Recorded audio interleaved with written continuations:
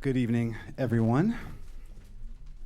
Pleasure to be here. So we don't have a ton of time, and I want to jump right in with a really sort of big question, which is there's an argument out there that by covering white nationalists and white nationalism, it gives this hateful, potentially violent movement too much visibility.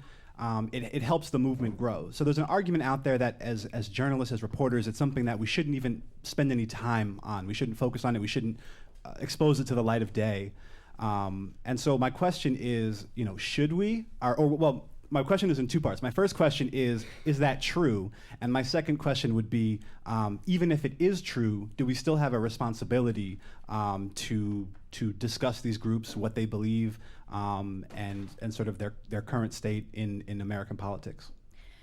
So I think the first thing to recognize, I started covering white nationalist neo-Nazis in January of this year.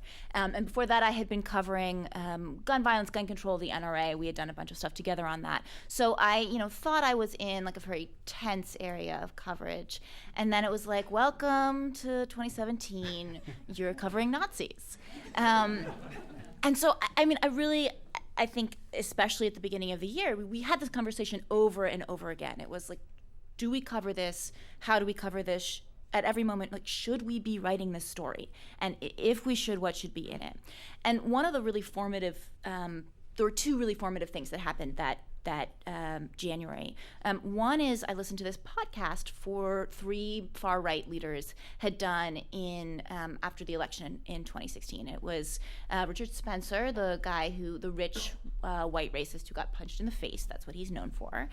He was the one who sort of hailed Trump, hail victory. But interestingly, Richard Spencer is not a neo-Nazi. Richard Spencer is just he sort of flirts with that, but he's categorized as a white nationalist.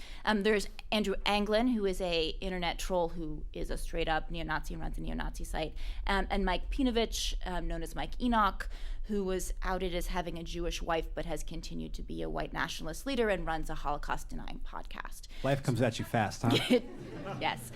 So these three guys sat down together in December and did this joint podcast, which was, very, consciously overcoming the divisions within the white nationalist neo-Nazi movement and saying, we have different views, but basically we all believe in the same things and we all want a country for white people only, and we're all Holocaust deniers, so we want to make sure we have that united front. And their podcast went on, it was an hour and a half and it was just, they were like, the media coverage has been so amazing. Media coverage is so, so good. Like Andrew Anglin, this raging internet troll who harasses people for a living, said, like, I just don't understand how it's so good.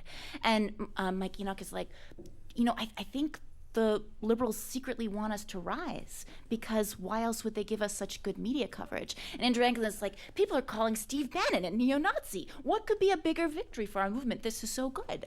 And Richard Spencer's, again, they're all saying the media coverage has been so good. This has been a tremendous victory for us. And remember that, you probably don't remember a lot of neo-Nazi coverage in the sort of 2000s, and suddenly we saw a lot of it. And so, yes, they love, the one thing to sort of start with is they love the coverage. They've loved and Lois, it. just to clarify, is their attitude that the coverage is really positive and sympathetic, or just that the fact that they're being covered, regardless of the actual content, is good? Definitely the latter. They're like, oh yeah, the media is negative, or like the liberal media, or the the globalist elites are trying to show us bias, but it doesn't matter. No matter how negative it is, it shows that we're important. It is, and we can recruit people from the comments. And Nazi leaders will say this explicitly to you when you report on them. They'll be like, I don't care how negative your article is. You're going to be negative. You're the lying media. You're going to say things. It doesn't matter. And I will be active in the comment section underneath your article, recruiting people. So yes. So the first thing to say is they see the media coverage as a victory. Andrew Anglin actually wrote me an email where he was like, I think there are secretly Nazis in the media because nothing else could explain how good the coverage is. And I was like, can you sort of spell that out? He was like, the coverage has been so intense and has given my site so much traffic, and has served to normalize us because we're getting so much attention, because we're being treated as a serious serious phenomenon, that the only reason that you would give us that kind of coverage is that you're totally incompetent or that you're secretly a Nazi. So those were the two options that they gave us. Between a rock and a hard place. But so to the question of, as media, as journalists, as reporters, what is our responsibility to cover, to not cover? Where do you feel like that lies? And I think it's interesting because it sort of connects to some of the other discussions that I think are had in newsrooms around. So, for example, your previous beat, and something that we discuss a lot is mass shootings, right? To what degree is it appropriate to name the person who commits a mass shooting? To what degree is it appropriate to delve into their life and to talk about what it was that they wanted or what may have motivated them? When we have those discussions, they're lively. People come down on different sides of it. Where are you as you go out into the world to try to create journalism around what's happening with white nationalism? Yeah, so I think the first thing we have to do is abandon this nice journalistic phrase like sunshine is the best disinfectant. Oh, just putting it out there will defeat it. No, that's just not true. And I think the smartest people who talk about the difficulty of covering Nazis understand that by giving something coverage, you are amplifying it so that sunshine is helping these groups grow. We don't know how much it's helping them grow because it's very hard to measure them, but it empowers them. I was talking to Joan Donovan, who's a really good researcher on this at Data and Society, and she said back in the civil rights movement, favorable media coverage of the tactics of lunch counter sit-ins would help spread that tactic to another town so other people could pick it up and see how it's done. And so that's that you have to see that media coverage is a vector to spread this movement, and that neo-Nazis are a political movement. They're a social change movement. And you also have to understand that the media is being weaponized. So back in January, I went to this town in Montana, Whitefish, which is the sort of vacation home of Richard Spencer, where someone in town had ostensibly insulted Richard Spencer's mother. And so a storm of internet trolls had gone against a Jewish realtor and a group of Jewish residents in town, and then it sort of snowballed. So it was sort of people who might have a name that the sort of Nazi trolls thought were Jewish, but they weren't actually Jewish, or anybody who talked about it. And what the people in town, by the time I got there in January, this had been going on a month, they said every time I'm in the news media quoted about the fact that we're being harassed, it sparks a new round of harassment. So that the very act of covering this is a weapon being used against the residents of this small town, used to make them suffer. Well, so Lois, then I've got to ask the question, what are you doing covering it? And what are your goals? What are you trying to do when you go and approach a story? If somewhere in the back of your mind your thought process is, well, sunlight is, the fuel rather than the disinfectant. I mean, I think it's really hard because no matter how careful you are, the Nazis are still going to like the fact that they're in the news. If you're covering them, it means they're winning. But at the same time, we also know that, especially after what happened in Charlottesville, that these groups have an impact. And I think part of the problem, actually, is that we as journalists didn't do a lot of coverage of these groups before 2016, before Trump, before there was sort of an open racist running for president, and we're looking for ways to explain that story to people. And that's why, and I say we as the news media, not The Guardian in particular, handed a microphone to Richard Spencer because he was willing to talk about how white people feel about Donald Trump, and most white Americans weren't willing to do that.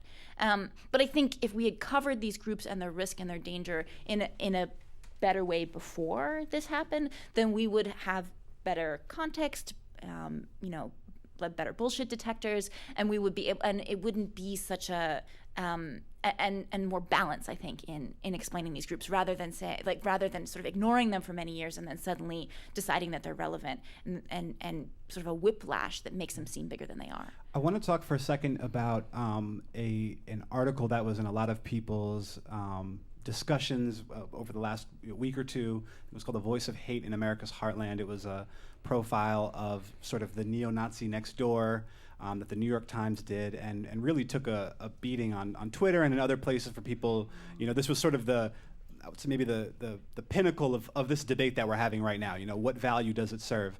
And I'm curious what you think about that story in particular, and sort of the devil's advocate point of view, which would be that, for one, Nazism. Well, start with the first part of the question, and then. Yeah, so this was the profile of the Nazi sympathizer next door in Ohio that opens with this guy, Tony Hoveder, is, his wedding registry had like a pineapple grater on it. And then it ends with him making pasta and talks about his pasta recipe, and it talks a lot about how his wife was afraid that anti-fascists would crash their wedding, and that this was an interesting, sort of a weird, like a different kind of concern to have, that your wedding would be crashed by anti-fascists. And it talked about how, like, was he used to be in this punk band, and like, was Nazism just like some sort of hipster affectation? It didn't quite go that far, but that was the tone of it. And I think to some extent the author of this piece, got piled on in a way that was the result of all of the coverage, and not just this piece. But it was deeply troubling.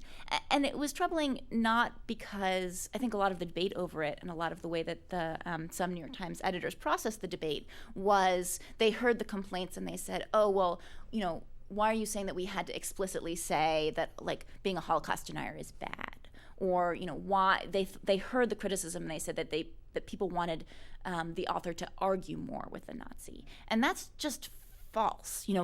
Arguing with Nazis serves no purpose. If you have a conspiracy theorist who believes blatantly false things, spending a lot of time arguing with them as a reporter, much less in print, is a waste of your time, because that's what they love to do. That's their whole goal, is to argue with you.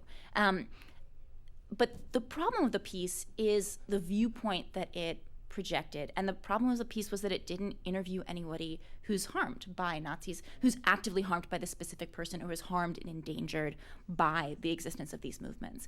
And a lot of the criticism was of the reporter who is white, and of a news organization, like many of our news organizations in America, that's disproportionately white, not getting this, or portraying it like as a novelty, like, my God, there are racists. Do you know that, like, there are racists who live next door to you?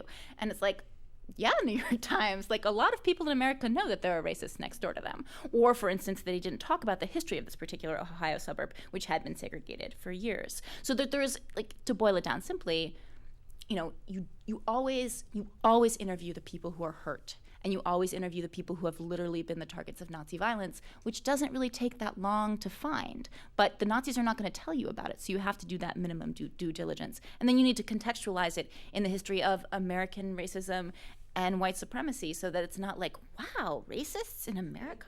So is the problem sort of humanizing someone with an odious viewpoint on its own, or is it the problem that there's a lack of appropriate context and counterweight, counterbalance? I mean, I think the problem is that that story was written for an America that doesn't exist, except maybe in the minds of some white liberals, like some of us in this room, like me, in an America in which, like, racism is an aberration and racist violence is something that is shocking, or someone who has a Nazi ideology is sort of an object of curiosity or even humor.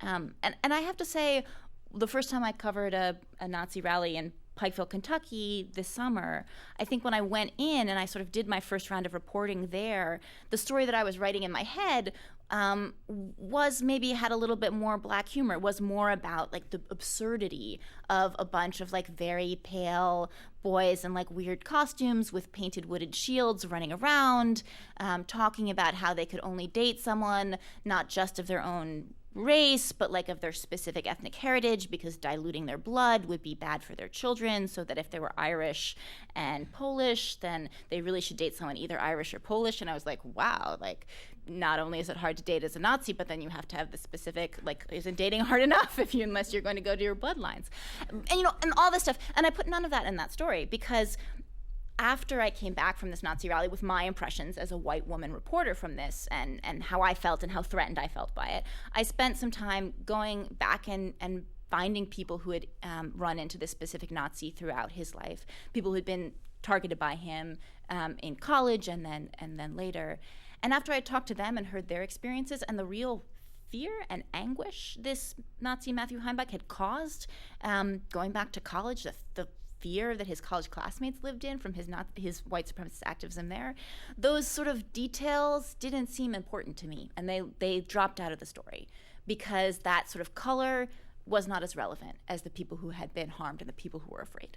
I'm really interested in this, I guess, this dichotomy, or the space between the notion that racism is essentially and perennially American, part of America, that nothing that we're seeing is new or even particularly interesting because it's always been there, and the idea that Trump's presidency, his candidacy and now his presidency, has emboldened people, has taken people who were fringe and made them feel like they're a part of the mainstream and have a voice in the executive branch of government in a way that maybe they never did before. So I'm curious, sort of, in the space between those two notions, which I think are both true, how do you kind of reconcile them? I mean, I think it's really hard because this stuff is really, really difficult to measure. We don't know how many neo-Nazis there are in America, and we don't know how many there were before Trump and if there are objectively more now. Like, you'd think, yeah, there are probably some more.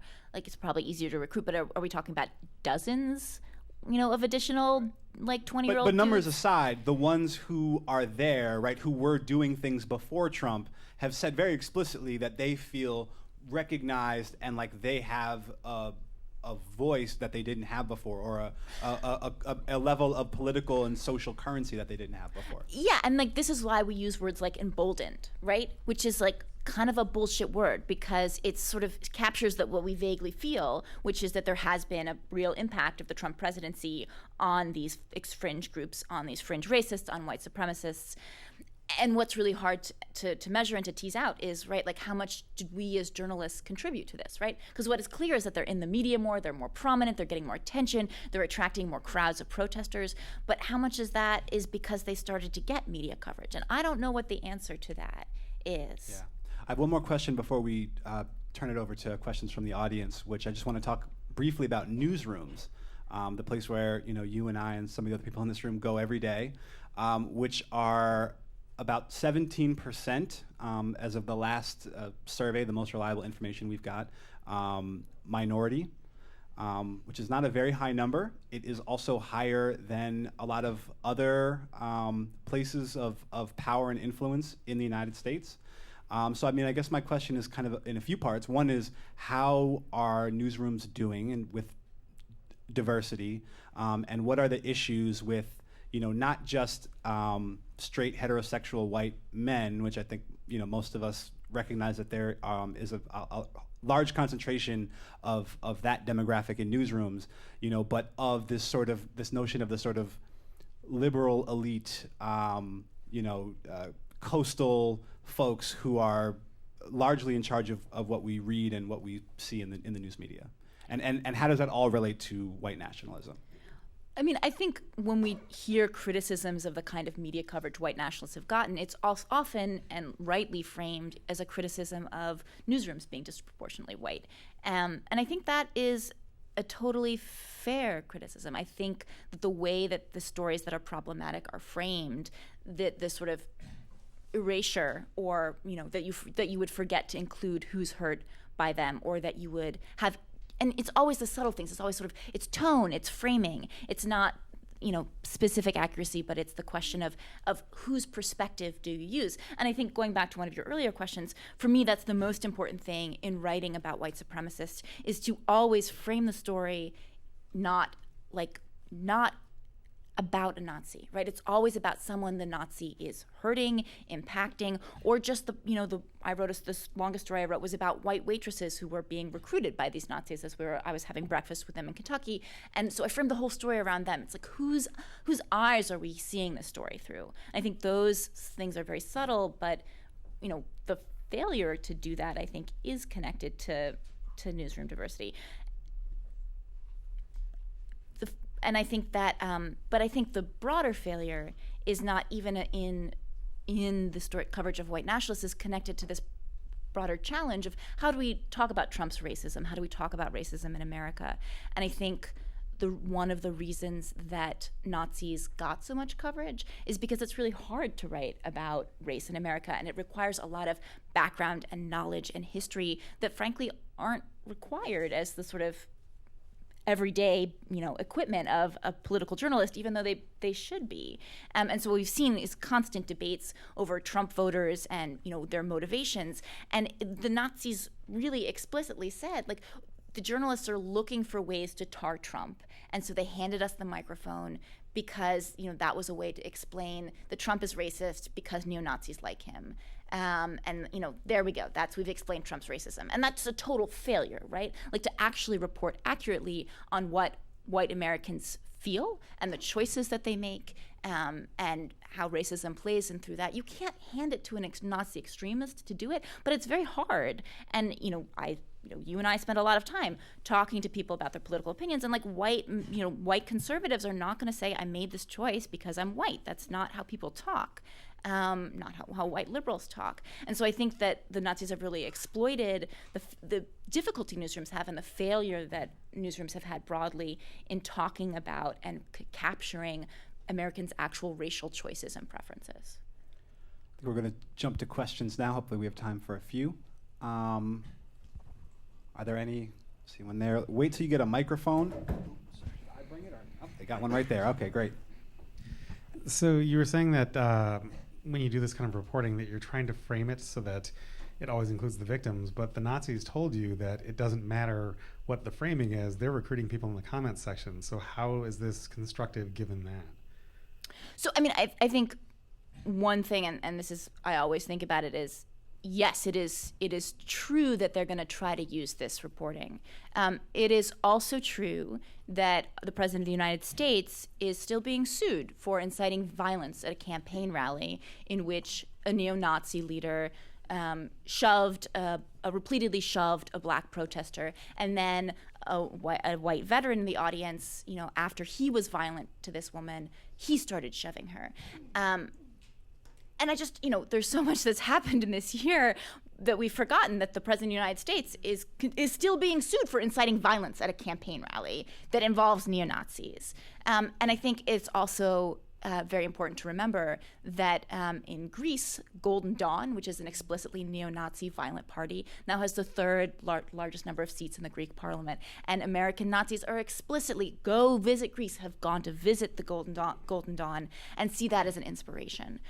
So yes, it is true that media coverage provides amplification, and it is also true that this is an explicit political movement that is trying to work its way into American politics. And so I think it is important to cover. These people are dangerous. And the best way to do it is to cover them very accurately, contextually, and to think about what kinds of stories and especially what kinds of images they're using, and not to spread their propaganda, but to think about what kind of coverage is useful and in understanding this. There's actually been great reporting on neo-Nazis and white supremacists about their funding streams, about the rich racists that have funded them, and that they're enough of a phenomenon. They're using platforms like Twitter, like Facebook, to spread their messages, to provide context is really important.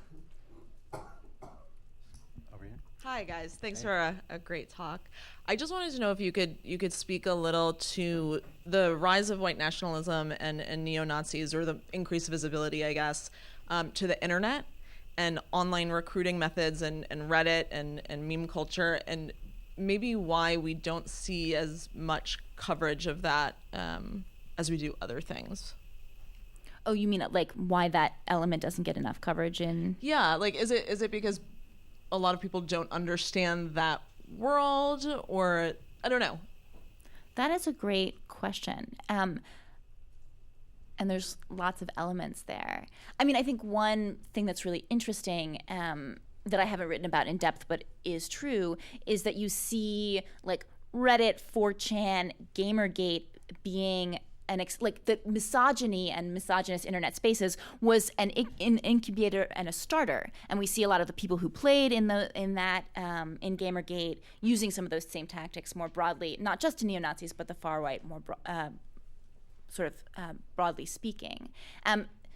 So I think that is really important, and to understand, talking about the role of misogyny in these movements is huge. That Black women were the initial targets a lot of the time, and now it has spread, and they're very mainstream targets. I think we haven't spent enough time. I would like to spend more time going back to those earlier iterations and saying how, what did we learn there, and what do you learn from talking to the people who were victimized early on? If you look at the threads in neo-Nazi thinking, there are two things to say. One is that as long as neo-Nazis, unlike other political groups, don't appeal to white women, they're not going to be that dangerous. So the more that the neo-Nazi movement is openly misogynistic in a way that does turn off conservative white women, that's great. That means that that we are more safe. But it is also true that if you look at the histories, Andrew Anglin, this neo-Nazi leader, there's a great profile of him in The Atlantic that found that his high school girlfriend apparently called him and said at one point that she had been raped at a party, and he responded by breaking up with her, reportedly, and then getting other girls to harass her. And this man then, more than a decade later, is now leading internet harassment campaigns against a Jewish woman in Whitefish, Montana. So there's ways in which to understand these groups. You want to understand the sort of the violence and the harassment and the misogyny that goes back to their roots, and that plays out online and also in other places. I pivoted from your question, but.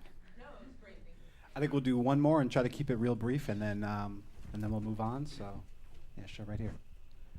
What do you think of the role of other politicians in this whole saga and how media has covered them? Because You say other politicians mean besides Trump? Besides Trump, okay. Right? Like, because every time this happens, they'll pay a lip service to the whole thing, but they'll look other way and then continue doing business, right? So what's your thinking? What does the media coverage in this area stand?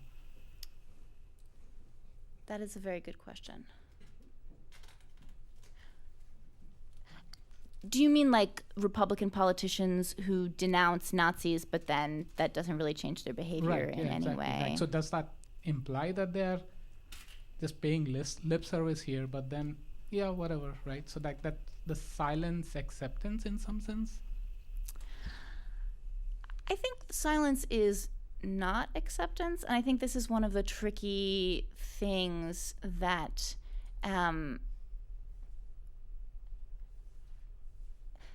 that in some ways it does serve neo-Nazis to be linked to conservatives, and to carefully, I think that it serves a great purpose to carefully delineate between people of different ideologies and not to just say someone is a neo-Nazi if they're not sort of particularly a neo-Nazi. But that actually, then runs up against this other difficulty that even neo-Nazis will object if you call them neo-Nazis. So this was the biggest pushback I got on my story about them. They were like, we are National Socialists.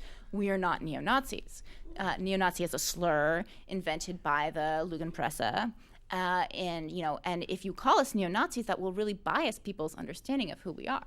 And I was like,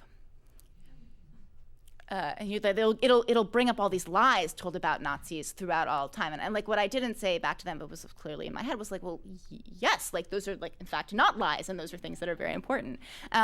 So on the one hand, like there's a huge debate over like no one is a racist. No one self-identifies as a racist, and so it is very important for us as journalists to like call the shots and say like if you are behaving like if you are endorsing racist beliefs, then we can call you a racist. But at the same time, to use those labels too generously towards Republicans or towards conservatives is really dangerous and does actually feed into the like neo-Nazi trolls who want to be made more closer. It also, I have to say that one of the things that frustrates me a lot as someone who writes a lot about conservatism is this idea that conservatives are more racist than liberals in the United States. And if you look at the segregation of New York City schools, if you look at the patterns of how white Americans live, conservatives or Southerners are not more racist than people in New York City. Right? Like maybe in the things that people think are acceptable to say, but in the choices of the ways that white Americans choose to live. And this is the most depressing thing, frankly, about covering neo-Nazis, is that the things they say are so off base and so extreme, but they say they look at white Americans and the segregation of American schools and the segregation of American neighborhoods, and they say white nationalism is already advanced in this country. People are just afraid to talk about it. And that is what emboldens them just as much as Trump, their belief that they represent what people actually feel and what people are afraid to say. Well, that is as dystopian a note as we could possibly have to end this talk. Lois, thank you so much. Thanks. It's a pleasure chatting with you.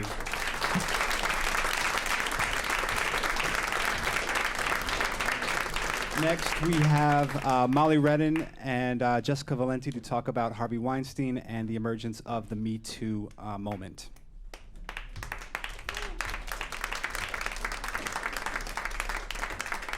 It feels so horrible to get like applauded I know. for. It's like now sexual harassment. Yeah. So, I think obviously we're going to start with MeToo. I mean, Yeah. it's hard to start anyplace else. But as you and I were sort of talking about when we were sort of talking through, where in this, huge movement are we going to start? We talked about how women have actually been telling these stories for a really long time. Like, I've been reporting on these stories. Yeah. You write about them as a journalist too. And so I wonder if the fact that, women have been telling stories about harassment and abuse for a really long time, and now something feels different, right? Like, the platform is bigger, more women feel, maybe the courage to speak out.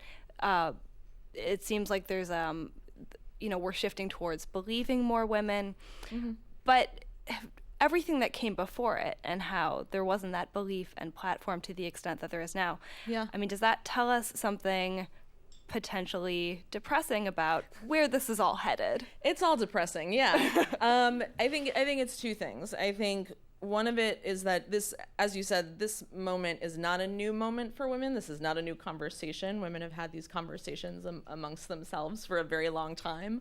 And so it can be really frustrating to see Me Too sort of described as this revelatory cultural moment when in fact it's just really revelatory for men, right? Like that is who is being clued in on this. And to some extent, the media and institutions and the way that they react to sexual harassment and sexual assault stories. But then the other thing I think that's changed is that we're in a post-Trump election, right? These kinds of stories were out during the campaign about Trump himself. I think it was something like a dozen women. It depends how you count them, but yeah, 13 to 20, depending on so like what qualifies. them too, right? Like those stories were out there and they didn't get this same sort of outrage attached that similar stories are now. And I think in part what we're seeing is this really sort of cathartic, angry reaction to an accused sexual assaulter being put in office, right? And sort of the powerlessness that comes along with that. A lot of women I speak to and have spoken to since the election felt it as like a trauma, and a lot of women who had been through sexual trauma felt it as a sort of trauma. And so it's almost like you can't get him out of office, but you can maybe get the harasser out of your own office. So you sort of think that's what's at the root of this moment being different, is that Trump got elected president? Yeah, I do. And I'd like to think, I mean, this is the more optimistic side of me. The more optimistic side of me would like to think that we're reaching a tipping point on believing women. That, again, we've been telling these stories for so long. What has changed? What has changed is people taking them seriously, right? And people believing them. It is sort of unfortunate that it's taken this long, and in a lot of cases, women are not believed, and it sort of takes like a case like Weinstein, right, where it's not just one woman accusing someone, but dozens over the course of years, and not just of a butt pat, as what was it, Matt Damon who said that recently, like, so let's not conflate a butt pat with sexual assault, but because it was sort of explicit, horrible, and because of the audio tape that they had of him harassing this woman. But we've had proof before, right? We've had things like that before, and people didn't believe it. A case that comes to mind was something in California, I think it was 10 years ago, a little over 10 years ago, where a young woman, a teenager, was gang raped, and it was her boyfriend and some of his friends, and they videotaped it, and she was completely unconscious, and the tape was as horrible as you could possibly imagine. But when they went to trial, the jury came back at first as a hung jury, because the defense argued that she wanted to be on Girls Gone Wild, and she wanted to be a porn star, and it was all an act, right? Something like that doesn't feel as feasible to me today, thankfully. But we did have proof that this stuff was happening before. We just didn't believe it. Mm-hmm. Yeah.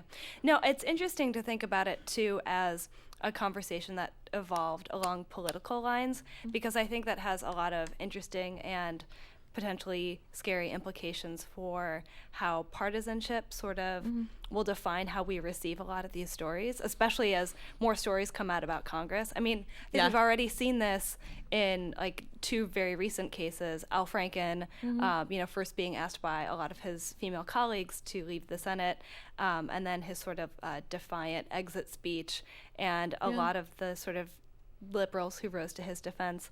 And then also with Roy Moore in Alabama, and how there was a really stark partisan divide when you looked at some of the polls in who believed his accusers versus who believed him.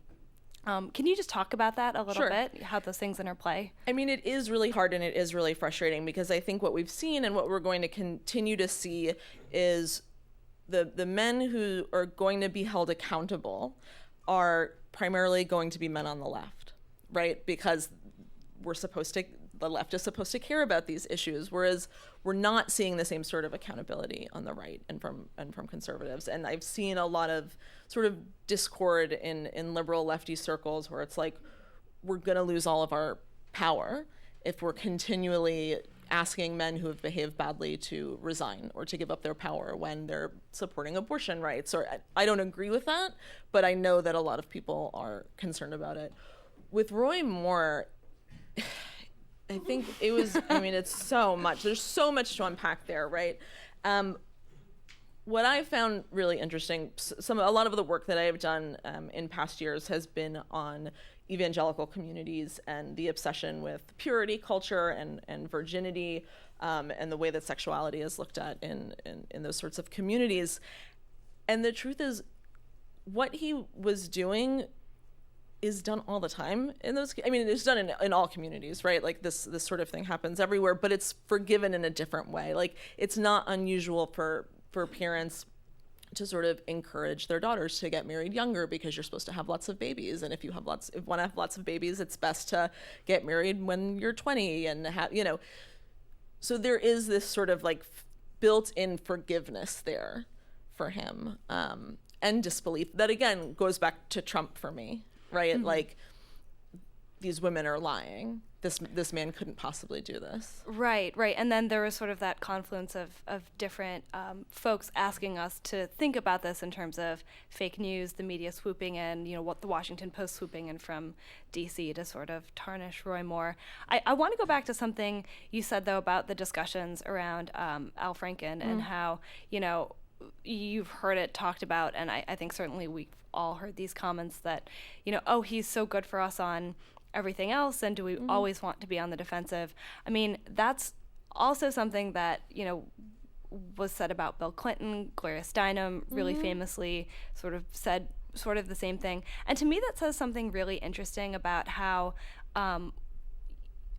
for obvious reasons, because these men are very famous and very powerful, but the conversation is still very much dwelling on what happens to the men, as if sexual assault allegations are something that happen organically, and they're just sort of out in the ether. Right. And their poor careers and futures. And so I was just wondering if you think, that's something that the media still has to sort of struggle with, the balance between, obviously, like, these stories are compelling because it is interesting what's going to happen to a sitting senator. They don't often resign.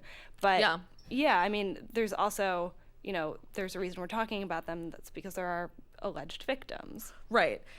And I think what's so important is, yes, of course, we want to know about powerful people and famous people and people who shape political narratives and people who make movies. That's such a tremendous part of the way we think about women. Sex, power, gender are all shaped, but these sorts of issues happen everywhere, right? Sexual harassment happens everywhere, and actually the more marginalized a woman is, the more likely she is to be sexually harassed or sexually abused. But we're not seeing a tremendous amount of coverage about, there was one great piece, I think it was in the Times, about housekeepers, right? We're not seeing a lot of that, though, about women in different industries, women who are not famous, abusers who are not famous. Yeah, and I kind of wonder if, you get the sense that maybe the legacy of all of this, there's sort of the risk that from now on, newsrooms will understand that these allegations coming from or coming against elite people are newsworthy and should be part of your rotation. But maybe the lasting impact isn't that like the topic itself is newsworthy. Right. If you or your harasser are not elite, not famous, not rich, not powerful. And I wonder what kind of conversations you'd like to see happening around, like, how can we make this moment last for, women who don't have any power, whose abusers don't get thanked in Oscar speeches? Yeah, I think it's really, really difficult. I think that we do have to have those conversations about people who are not famous. I don't know the best way to do that other than just continue to cover it, right? And continue to seek out those stories. But I think part of the big problem for reporters or columnists or people who are covering this sort of stuff is if you're in a vulnerable position, you're going to be much less likely to want to come forward, right? And there's a big difference between like a Rose McGowan and the risk that she's taking, right, coming forward, and someone who's a housekeeper or someone who's in the service industry, and their job security. And so part of that is not just, the responsibility of the press, but it has to be the responsibility of workplaces, whether you're talking about big businesses or a restaurant, whatever it is, to make sure that you have a culture where women can come forward and don't have to fear for their jobs or fear retaliation. Yeah. And what is your sense of how women who are, not hanging out on Twitter all day because they're not reporters or, don't live in like media spaces, how they're experiencing this moment? And is it as uniform once you sort of leave these elite spaces? No, I don't think it's uniform at all. We were having this conversation earlier. I was in Texas about a month ago speaking at a conservative school down there, and the young women that I spoke to were like, when I was like, oh, well, we were sort of discussing ideas for activism on campus, and I said something about MeToo, and they were just like, that's way beyond what anyone on this campus is thinking about. Like, we're just trying to get frat guys not to like assault girls at parties. Like, it for them and for a lot of people in different parts of the country, it's not just Texas, but just not in these sort of cultural bubbles, and I hate that word. It's just different, right? Like there's not as much support, there's not as much conversation. I mean, these women that I was speaking to, they put up really, really benign sort of nothing equal pay posters, like, oh, let's, fight for equal pay. They got ripped down, they got defaced, right? So like, how do you go into a space like that and have a nuanced conversation about harassment and repercussions and accountability when you can't even get the men on campus to agree that women should be treated equally? Yeah. I told you it'd be depressing. So I think Jamiles' question for Lois is sort of like salient in its own form here, which is that newsrooms, as we've learned, also struggle with these issues. Not only have women been telling these stories before, they've also been telling them apparently to some of their HR people and who have not always listened. I mean, what do you think is in a space that's still dominated mostly by men, in the higher up positions, there's more gender diversity the further down the ladder you go. Sure. I mean, what is sort of the obligation of the media to sort of get their own house in order before they go, throwing stones at other people's? And also, I mean, how does that make it difficult, and how might that have contributed to how long it took for this conversation to be on every front page in the world? And, defining the dimensions of how we're still having that conversation today. Yeah, I think it's incredibly important, and Jodi Kantor said this about her coverage at the Times of Weinstein, where women explicitly said to her, I came to you because you're a woman, right? Like women who want to talk about these issues are going to feel more comfortable with women. And I think that could be said about a tremendous amount of issues generally. The more diverse your newsroom, the better off you're going to be. But it also is about having some sense and sensitivity around these issues, and not just in terms of having more female reporters, but thinking about the way you cover them. 10 years ago when I was blogging, I had a feminist blog. One of our favorite things to do was sort of like screenshot headlines on rape cases and rape victims, and almost always it would be like the passive voice where it would say something like, women more likely to be raped if they're drinking, right? As opposed to rapists more likely to target drunk women. And like, it's just something really simple that you can do that puts the onus and the focus on the perpetrator, for example, right? And I think that we have seen some change on this as well, or not talking about what the victim was wearing. It wasn't that long ago, and I don't say this as like a complete dig, it's something that happened. The New York Times ran a story on an 11-year-old girl in Texas who was gang raped, and there was a line in there like, she was known to wear like makeup and clothes like common for a girl older than her age, something like that.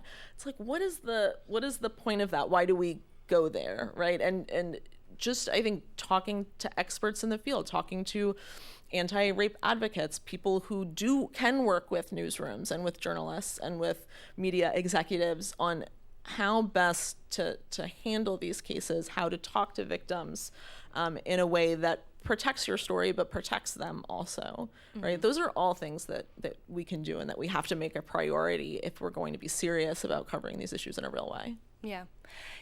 And I think that kind of dovetails with something, and sorry to bring us back to Roy Moore, but as long as we're sort of talking about sort of having more perspectives and more voices around. I mean, and this is sort of getting away from MeToo, but just in reflecting on the ways that gender sort of defined a lot of the stories this year.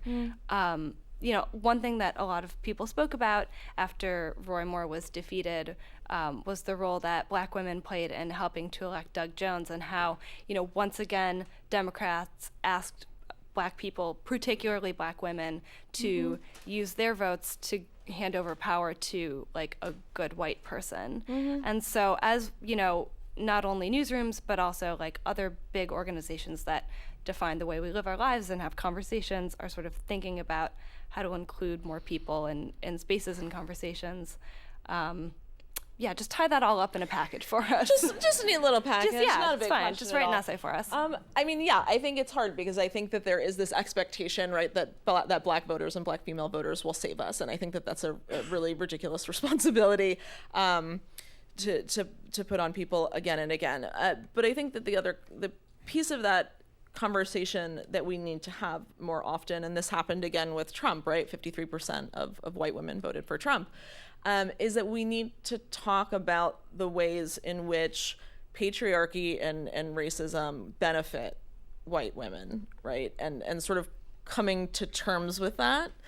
And we've done a little bit of that, and I've written a little bit about it when it comes to like thinking about the women who are in Trump's circle, like the Kellyanne Conways and the Ivankas, and sort of the benefits that go along with supporting a powerful misogynist.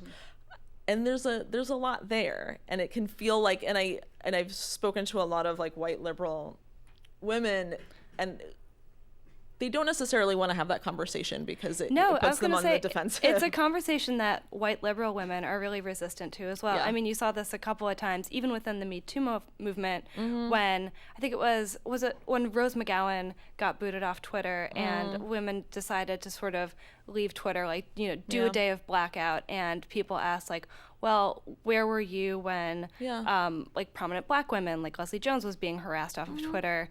And she was silenced not by Twitter but just by like angry racist mobs, and where were you? And the person even who invented the phrase Me Too was a Black woman, a Black activist from Philadelphia whose memory was sort of forgotten. Or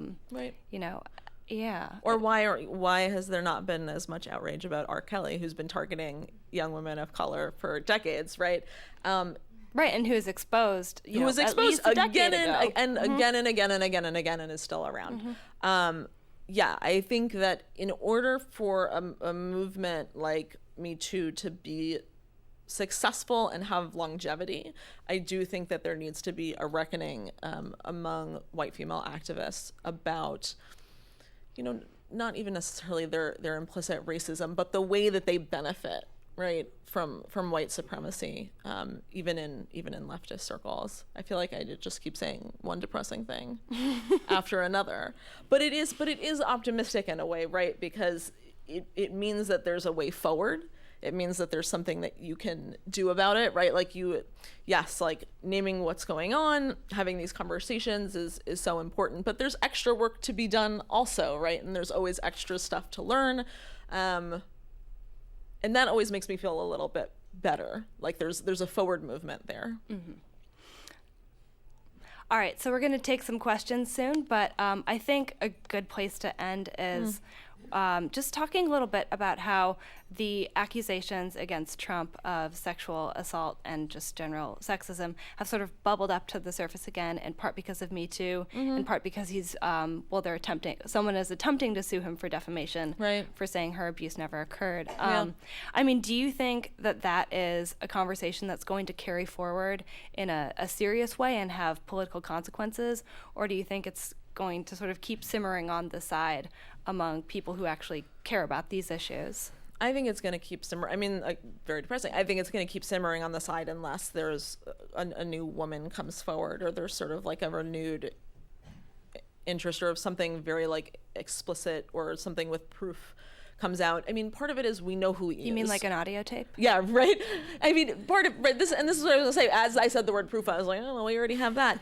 We know who he is. He tells us who he is all the time. He was just on Twitter, like accusing, Gillibrand of being a whore for donations. So we know the kind of person he is, and unfortunately, like, he's not going to resign because of horrible sexual harassment allegations. And again, I think that's why there's this focus on so many other people. I just really hope that, I'm concerned about the backlash to the moment, and I think that we're already seeing that, people saying it's a witch hunt and it's a sex panic. And I wrote in my latest column, I actually wrote about this, that again and again in different stories you saw, well, we're criminalizing this, we're criminalizing behavior between men and women in the workplace, we're criminalizing sex, when in fact no one has gone to jail, right? No one has actually been criminalized, even people who have done things that are actually criminal.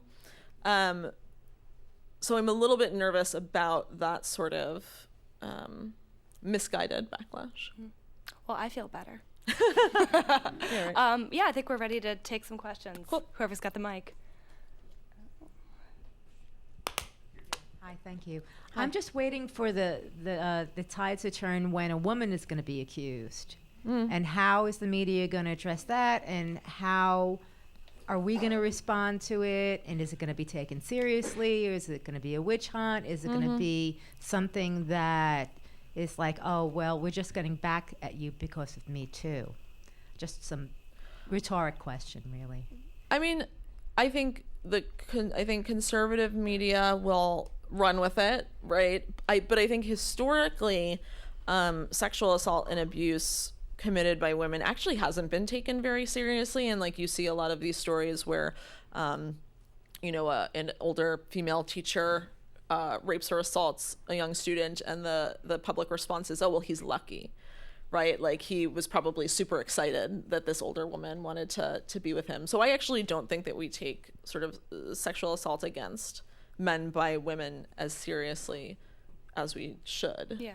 I want to jump in and say, I think that's a keen question because it identifies the root of a lot of, these incidents or these allegations.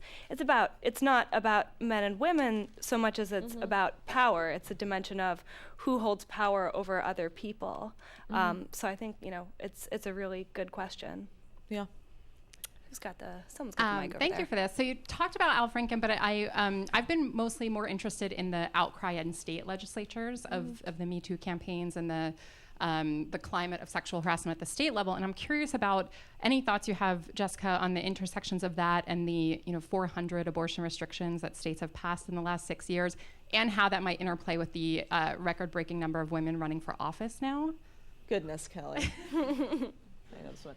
I mean, yeah, I don't think that it's a coincidence that a lot of the men that you're seeing sort of outed for harassment on state level, all sorts of levels, right, are anti-choice, right, and spend so much time thinking about controlling women's bodies, there is a connection there. Like you said, the fact that so many more women are running for office does give me a lot of hope on both counts. But I don't feel super optimistic that they're going to let it go quite so easily, right? But I do hope that in reproductive rights circles, I do hope that it opens up the conversation that this is not about life, right? This is about controlling women's bodies and controlling women's sexuality in particular, and thinking about women's sexuality in a sort of disdainful way. Yeah. I've got a question up here. Okay, I believe, yes, racism is a serious issue in this country, but I believe that sexism is much more insidious. And as the media representatives in our country on every level, I believe that you have great power to function in a capacity of education. Mm-hmm. What I think we are looking at with the MeToo is an issue that relates to stigma versus prowess. And what do you do with that? You know, men are considered better off if they accomplish certain sorts of things, which in many of our eyes is abhorrent. Mm-hmm. Women, on the other hand, if they are willing to stand up and say Me Too, there is some level in which they become stigmatized. And doesn't the media have, in my humble opinion, a huge responsibility to change the thinking in this country and the power to do so? Yeah, I mean, I agree, and I think that that's part of why we're having this conversation, right? Like there is a real interest in making sure that we're on this level, that we're getting things right. Absolutely.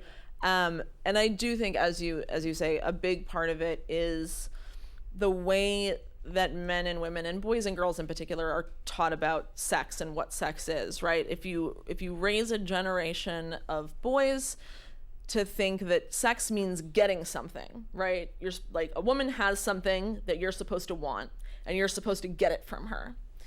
You as a woman is supposed to try to keep him from getting that thing.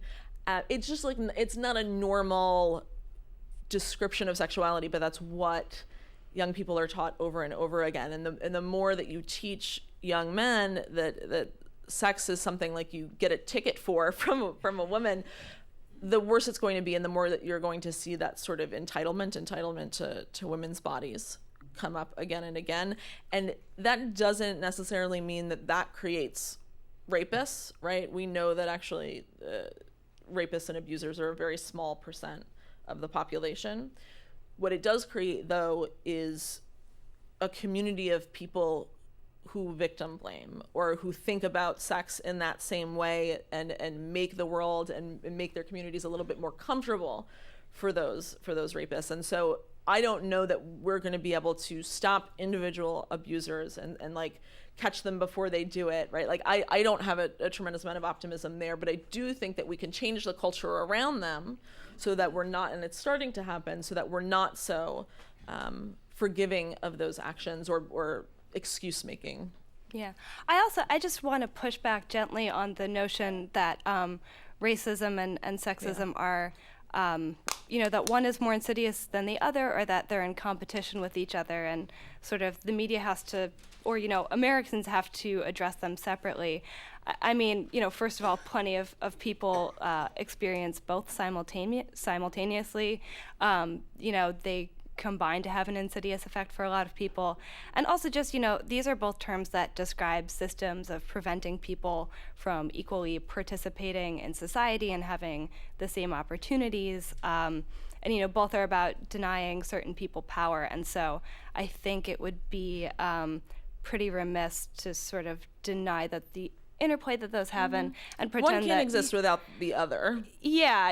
And, I think, the conversations, I think there's a reason that the conversations around how to combat both of those things kind of happen in parallel and have a lot of similarities with one another. Right.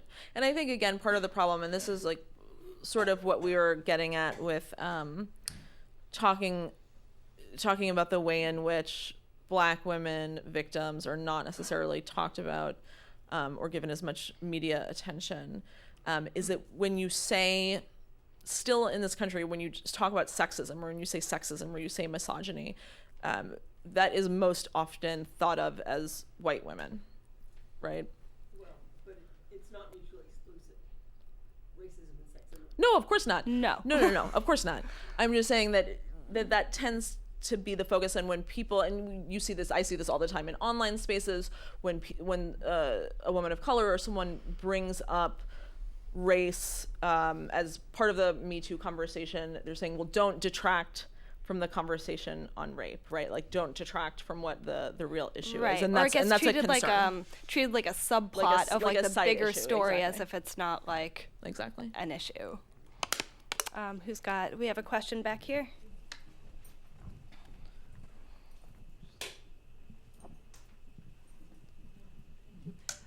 You mentioned women like housekeepers, and you didn't mention all the other women, factory workers, farm workers, and women who are working in private homes as housekeepers. How are they, if they complain, they're going to lose their jobs. They can't afford even one day of loss. What do you think about this? How are they supposed to deal with this, which is rampant? I mean, we saw that with Strauss-Kahn, for instance. I mean, it's really difficult. There's been some success with unionizing, right? Like the Domestic Workers Alliance is great with issues like this. But you're right. There is a certain level, a huge level of vulnerability when you're talking about someone who's working in the home, right? There's no what do you do when there's no HR to go to, right? Or you're working in the service industry, or even more difficult if you're undocumented. I don't know what the answer is, but I do know that there's a lot of incredible feminist activists working on this on both like a local level and a national level, and it's certainly something that folks are thinking about. I think that what we can do as writers and journalists is to try to give as much airtime and column space to those women as we do famous women. All right, I think we are going to welcome our next guest. It's John Mulholland, and he's going to be speaking with David Smith.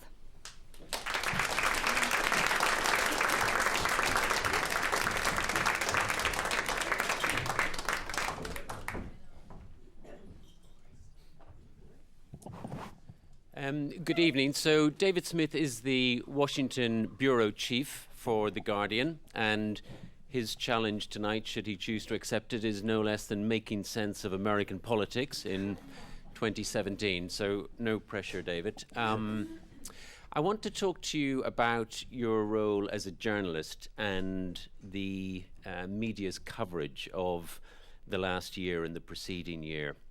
And it's a kind of common knowledge, it seems, that the presidential election campaign and the last year has electrified journalism and indeed electrified journalists, and subscriptions at various news organizations have risen, ratings have gone up. People like Jim Acosta from CNN has talked about being like a kid in a sweet shop.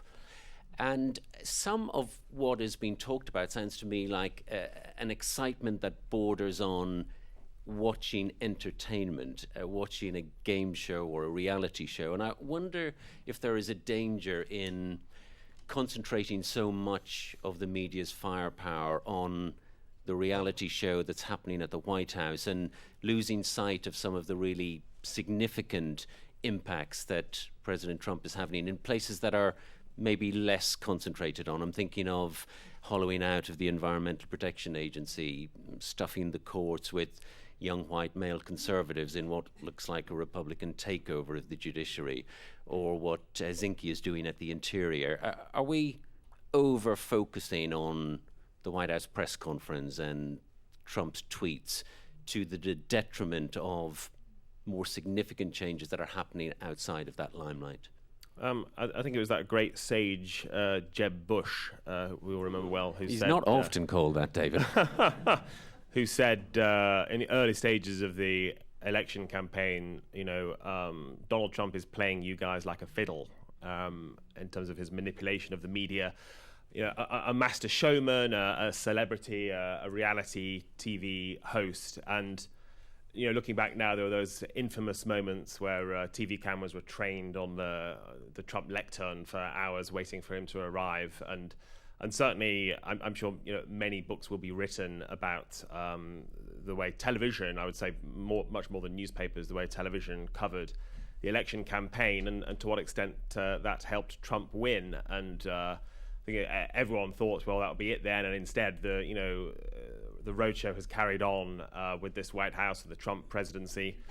I think the short answer to your question is yes, there is a great danger, and yes, some days the media do get it wrong in terms of just basically chasing the next shiny object that Donald Trump throws out there. And we now see an almost familiar cycle where, and this session is called the 5 a.m. tweet. He will rise at about 5:30 a.m. we understand. He'll maybe lie in bed or go to the next room in his dressing gown, stick on Fox News or perhaps actually stick on MSNBC and see something that upsets him and tweet about it and in a fairly outrageous way. And then the next few hours will be consumed by a huge Twitter debate between left and right, an army of pundits turning up on various channels, either defending him to the hilt or foaming at the mouth.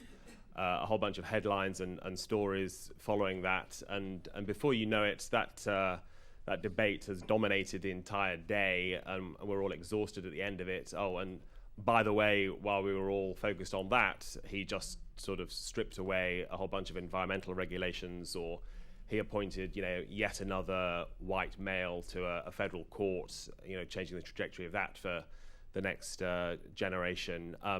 All of that said, I think there is still great journalism going on every day. Some of it in the crucible of the briefing room, where somebody like, Jim Acosta of CNN, you mentioned, will be sort of quite raucous and shout questions, but also newspapers in particular, and obviously the Times, the Post, and many others are bringing great resources, are doing big investigations, are trying to focus attention on those other issues. And ultimately, I think the answer is, we have to cover both. When the presidency of the United States says something racist or sexist or tweets at the British Prime Minister something outrageous, we can't ignore that. It has to be covered. But at the same, and as does the soap opera of the White House, because the personnel changes there do affect policy. But at the same time, to get back to your question, the very crucial policy changes must be covered also. So I just want to ask you about something that you've touched on there when you mentioned Fox and MSNBC.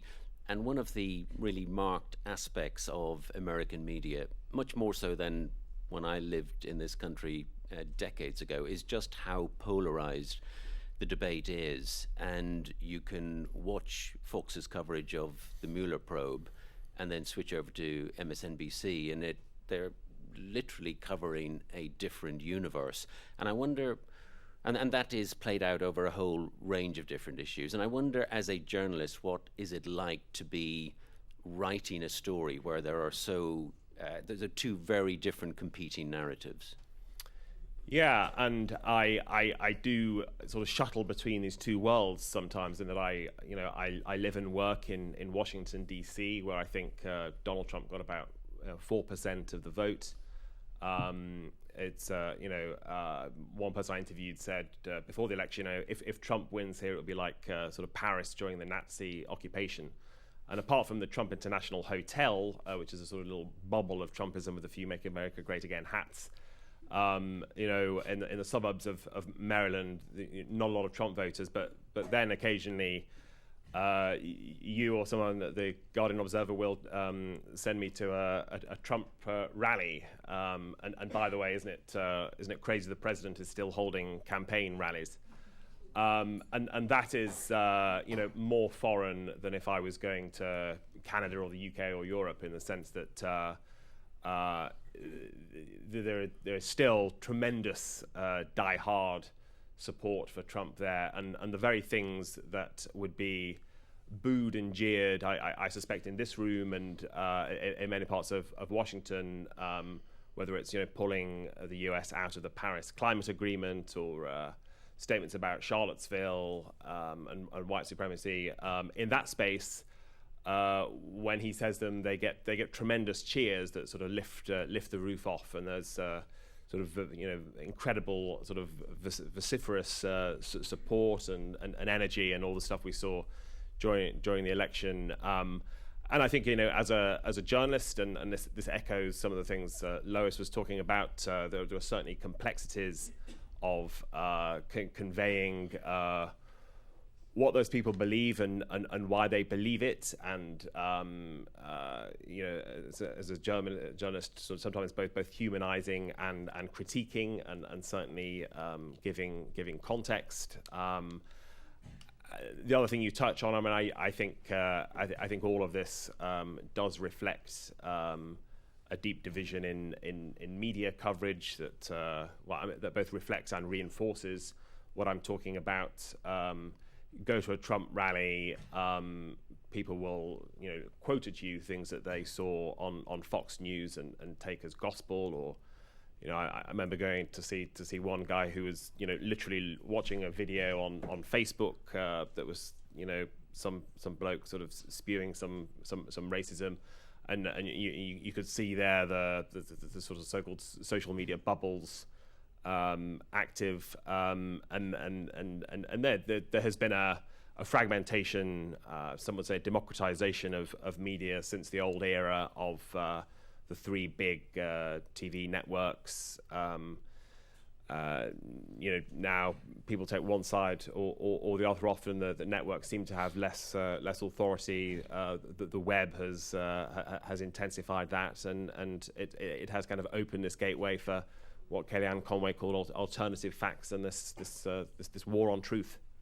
And you've touched on it there, but one of the remarkable things of covering this story is that the media are an active part of it, in the sense that Trump has created that fake news. What is it like covering a story where you're actually a bit part player? Not you, David, personally, but the media has actually got a role in this as a kind of agent. And you talked about another point where you went to a rally in Arizona where I think Trump pointed to the bank of reporters and invited opprobrium from the audience, which is an odd relationship to have with an elected official. Yeah, sort of two points. So this is an incredible time to be a journalist in terms of it's galvanizing. If you had any doubts, why have you gone into journalism? Then those have been completely settled, in that there is so much importance and responsibility on holding the likes of Donald Trump to account.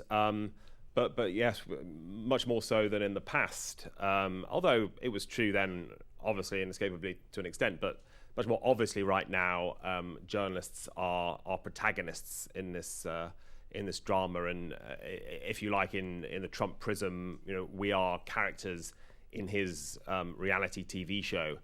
And again, I keep coming back to the rallies, because I think they do often sort of somehow crystallize and symbolize so much of Trump, and they're these extraordinary pieces of live theater. When as a journalist you go to a rally, and he has called out journalists by names there. He'll sort of berate CNN and others and point to the back, and more than once, the crowd has turned and jeered and booed. But when you look at their faces, there's a sort of strange thing where some seem genuinely angry and do agree with him that we're the enemy of the people. Others, they're almost laughing. They're smiling. It's as if there's a sort of self-consciousness that we're all taking part in a big, elaborate piece of theatre here, with Trump as the circus master. And indeed, in the sort of Orwellian, they'll have the sort of 2 minutes of hate like that, but afterwards, some of them will be sort of laughing and joking with journalists. With me in particular, with my British accent, I get a bit of a free pass. And I've interviewed Trump supporters sometimes who've said, all newspapers should be burned down, and I'm standing there scribbling in my notebook, and it's sort of cognitive dissonance. Well, I'm a newspaper journalist too, but somehow I don't seem to count. Why do you get a free pass just because you've got a British accent? Because I think they regard me as a sort of exotic foreigner, and not classified as this group of the enemy of the people. Even though clearly, you are. Steve Bannon has, is very aware of the Guardian and gives us shout-outs at rallies, and did once say, if you want to know what they are thinking, then read the Guardian. I think he does regard us as the global elite, and also we are part of the American media landscape. But I think to the average Trump supporter, my Britishness seems to usurp all of that. For the media to be reporting on itself in this way, for the Guardian or the New York Times or the Washington Post to sort of have to say, and then Donald Trump attacked the Amazon Washington Post or criticized the New York Times. There's failing New York Times, David. I think indeed, yeah. there's clearly a strange circularity there, a sort of stuff which. I think particularly journalists in the media who regard their job as being outsiders and having a certain ironic distance, it can be disconcerting to suddenly find oneself under the sort of harsh glare of the spotlight. Which is where exactly you are, David. Not that I'm disconcerted. One more question before we go to the audience. You talked about your British accent, which leads me nicely on to the next question, which is that you have reported, obviously, from Britain and also from South Africa, where you were bureau chief in Johannesburg. Just talk a little bit about how the reporting of politics or journalism more generally is different from those in those three places. Yeah, and I left Britain where I think Gordon Brown was Prime Minister, and European Union membership was taken for granted, and a whole bunch of people like Jimmy Savile were still heroes, and I was not a full-time politics reporter there, but clearly that it was a very different era, and there was less questioning of the role of the media in a sort of more sort of settled landscape.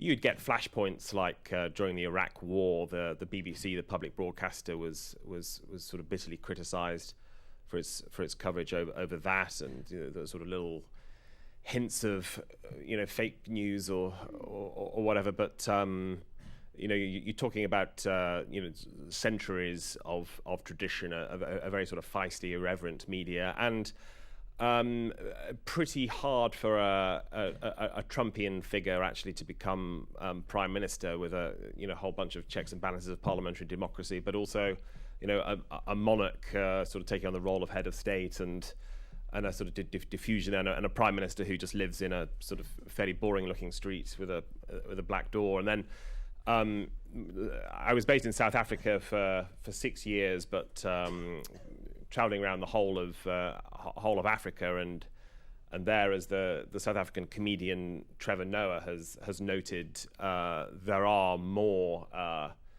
tempting parallels with Donald Trump.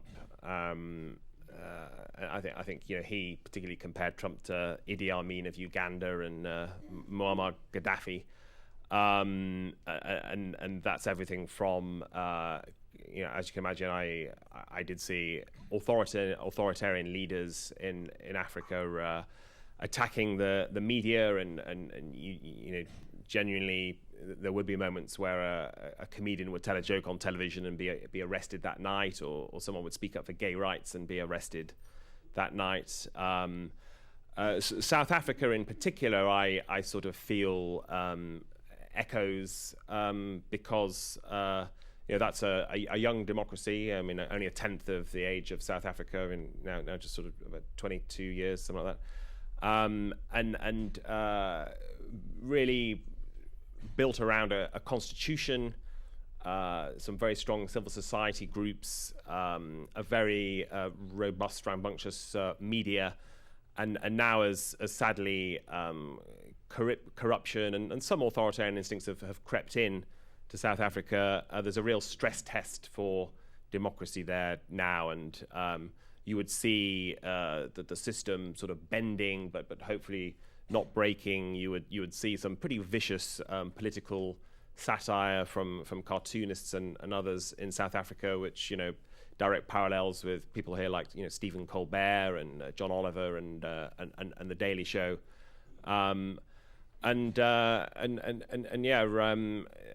but overall, compared to a lot of the censorship and a lot of the limits on freedom, I would see in countries like Zimbabwe or Rwanda or and then the violence in Central African Republic and South Sudan and so on.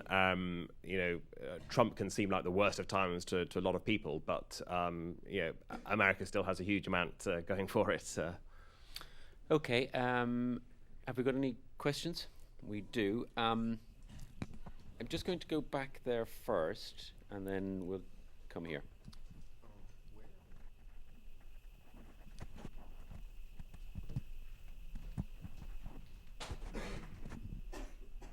So do you, yeah. Hi. With regard to, you were talking about covering campaigns and campaign rallies and this element of theater to it.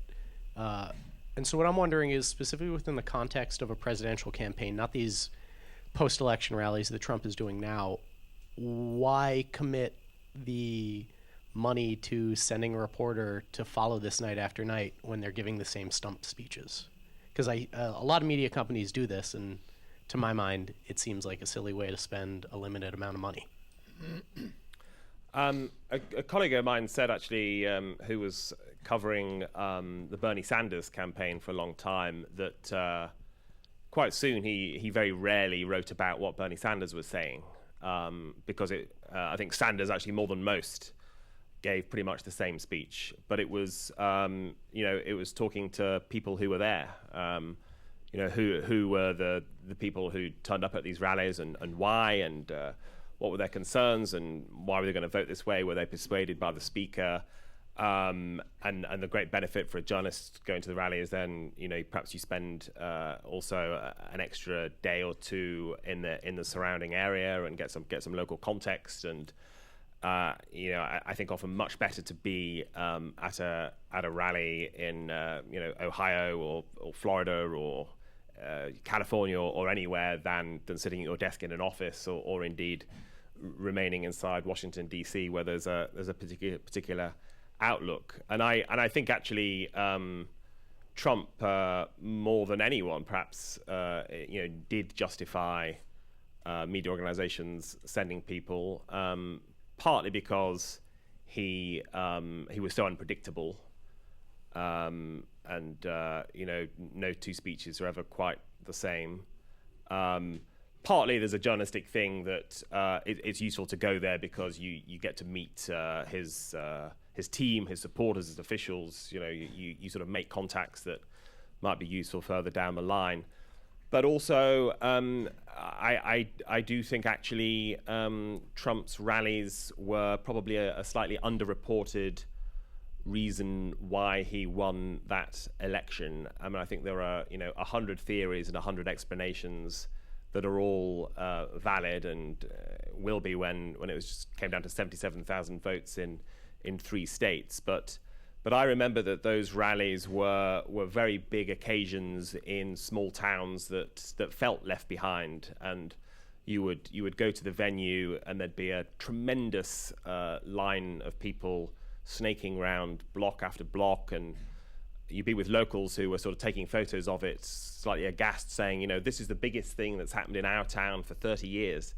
And those people would queue for hours and hours patiently because they felt it was a big event. Some of them felt, he's the first person who's cared about us. In certain places they would say, well, Hillary's not here, but he's come. One little example, at one of these rallies, I think in West Virginia, sort of Trump infamously put on a miner's hat and pretended to dig.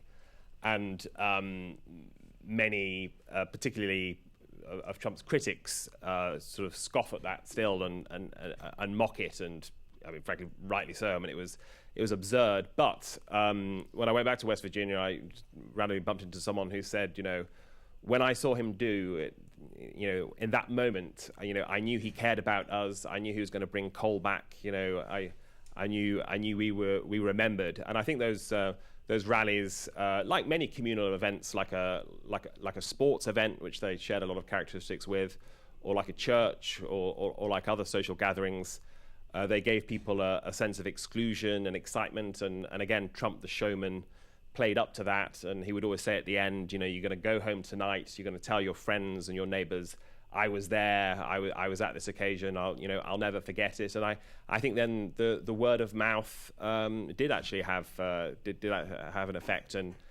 helped him get some extra votes. I think we're only going to have time for one more question here in the front.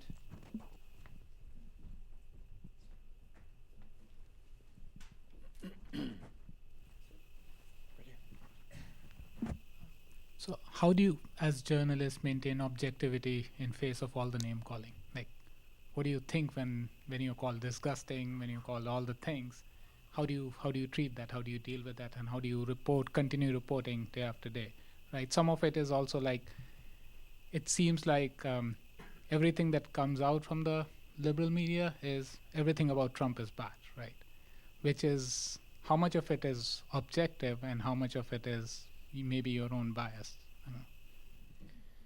Yeah, and an endless philosophical debate about, is it possible to be objective, is it to be neutral? I think the Guardian is very open about being a liberal voice. Trump has sort of sharpened some of these questions.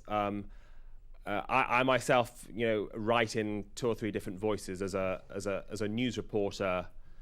It's presenting sort of what happened and when and why, and if I'm writing about sort of what's Trump been up to this week, I won't myself say and then outrageously he did this. I'll generally find other voices and I'll quote that. And actually, often many of the people I interview are Republicans, maybe more sort of moderate Republicans, and sort of reflect some of the voices on Twitter. Now, there is no such thing as a sort of 100% objectivity, in that clearly, as a journalist, I'm still making an editing selection about, who do I interview and which quotes do I choose to take off Twitter or elsewhere to present an argument. But I think it's still not too difficult to step back from, if Trump has had a go at journalists personally, to be able to step back from that and then still sort of write a story, in the round. When I was an Africa correspondent, sometimes leaders might attack you personally, but other times, you'd witness horrors in war, and there's an art and a science in terms of, sometimes writing with a certain neutrality about that. It can be more powerful if you're not sort of bursting with emotion, if you're just sort of saying what you saw in front of you, and again, maybe getting other voices to channel the emotions. At other times, some of the best war reporting is actually incredibly sort of visceral and personal, and here's my eyewitness account, and I want to tell you about the victims and the terrible things that I saw. But I do also get the opportunity sometimes to write things that are a bit more sort of opinionated, and that's when I let Trump have it. Yeah. Okay. On that note, I think we're going to draw this particular part of the evening to a close. We're going to there's just 5 more minutes before you rush out. Having made sense of 2017, we're going to leave you in the hands of Paul Owen, the Guardian news editor, who's now going to make fun of 2017 for the last 5 minutes. Thank you very much.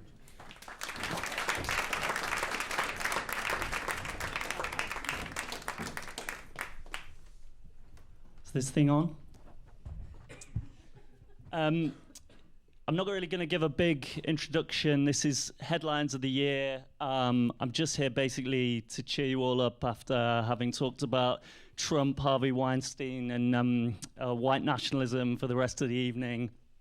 You could probably do headlines of the year just about Trump. He's been so absurd and surreal all year. But I think we're just going to leave him totally to one side just for 5 minutes. Actually, we've got bigger things to worry about. Diana claims from beyond the grave, Kate's perfect, but Meghan isn't the one for Harry. It's upsetting news all round.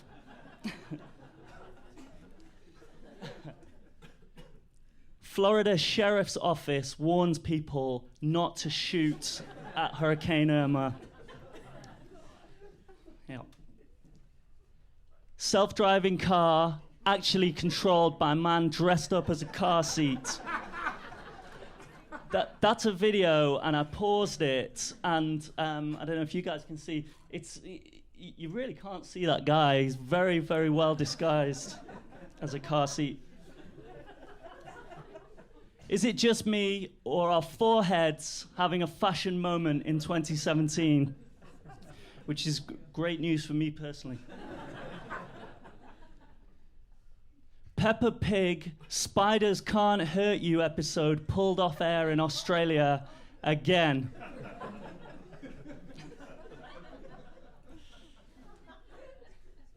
Texas man stuck in ATM slips help me notes through receipt slot. And this is the note. Please help. I'm stuck in here and I don't have my phone. Please call my boss. And then he leaves his boss's number, and I'd love to have heard that call. Mike Pence touches NASA equipment right next to do not touch sign. I mean, it's NASA. That thing could... Yeah. Tyrannosaurus Rex was a sensitive lover. New dinosaur discovery suggests. And I think you can see that just from looking at him.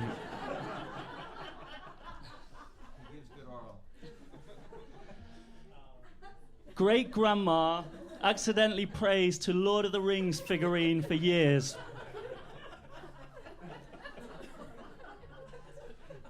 The next one, if I've got these in the right order, the next one is a heartwarming tale. Anybody here like dogs? Missing dogs turn up when owner cooks sausages near to where they vanished. Okay, the next story is actually a very important story about Kit Harington from Game of Thrones and his fears about global warming. Winter's not coming. Game of Thrones Jon Snow worried over lack of it. And actually, this is one of our stories, and I actually tried to come up with an alternative headline when we did this, and it was rejected by my colleagues, but I'm going to share it with you now. Snow joke. Game of Thrones Jon Snow snows that lack of snow is snow laughing matter. That's better. That is better. That is better. Okay, I'm just going to leave you with two more. We have a column at The Guardian called Experience, and it's about interesting people and interesting things they've done in their lives, or not so interesting people who had a sort of interesting interlude.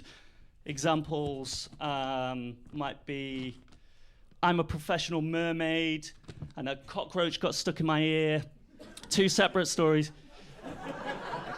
So the ones I'm going to leave you with are, I accidentally bought a giant pig.